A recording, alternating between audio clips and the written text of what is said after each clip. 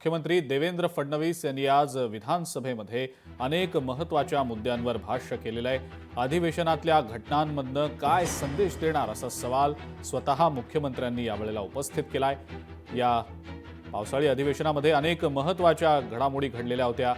या सगळ्या घडामोडींच्या संदर्भात स्वतः मुख्यमंत्र्यांनी भाष्य केलेलं आहे। आपण काही त्यातल्या महत्त्वाच्या मुद्द्यांवर प्रकाश टाकण्याच्या अनुषंगाने मुख्यमंत्र्यांच्या प्रतिक्रिया पाहूया।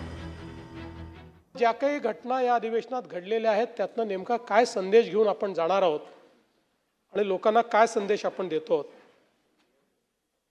ही विधानसभा आमदारांच्या मालकीची नाही, ही विधानसभा मंत्र्यांच्या मालकीची नाही, मुख्यमंत्र्याच्या मालकीची नाही, इथल्या कर्मचाऱ्यांच्या मालकीची नाही।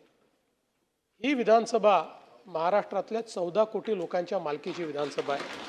समाजाला दिशा देण्याचं काम झालं पाहिजे अशा प्रकारची अपेक्षा आहे। पण या ठिकाणी जर विचारातून चर्चेतून संदेश जाण्याच्या ऐवजी लाथाबुक्क्यांचा संदेश जात असेल तर मला असं वाटतं की आपण सगळ्यांनी या संदर्भात चिंतन करण्याची आवश्यकता आहे। मी आपले आभार मानेन की आपण हे प्रकरण गांभीर्याने घेतलं।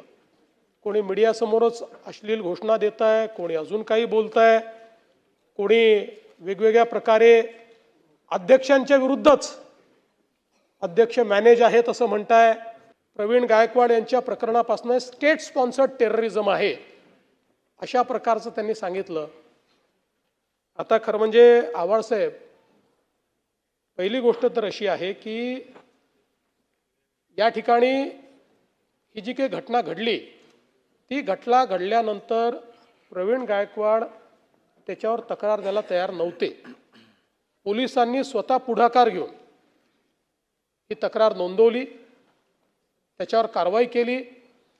मूळतः झालेला प्रकार हा नॉन कॉग्निझेबल ऑफेन्समध्ये बसतो किंवा कॉग्निझेबल ऑफेन्स बेलेबल इन पोलीस स्टेशनमध्ये बसतो।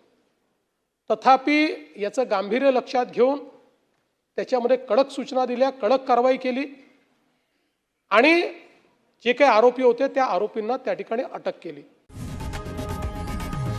लोकशाही मराठी ऐका, पहा, जागरूक रहा।